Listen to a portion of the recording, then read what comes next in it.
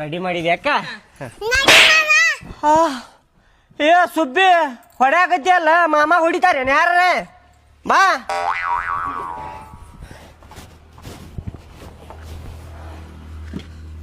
ಆಯ್ತು ಅಕ್ಕ, ನಾ ಹೋಗಿ ಬರ್ತೇನೆ. 2 ದಿನ ಆದ್ಮೇಲೆ ಬಿಟ್ಟು ಹೋಗ್ಕಂತ ಕರ್ಕೊಂಬಂದ. ಆಯ್ತು ತಗೋಪ್ಪ ತಮ್ಮ. ಆಯ್ತಕ್ಕ, ಬರ್ತೇನೆ. ಆಯ್ತು.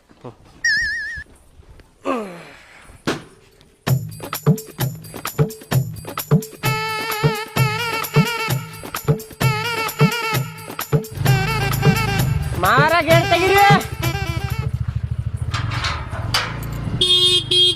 Side please, side, keep distance, side.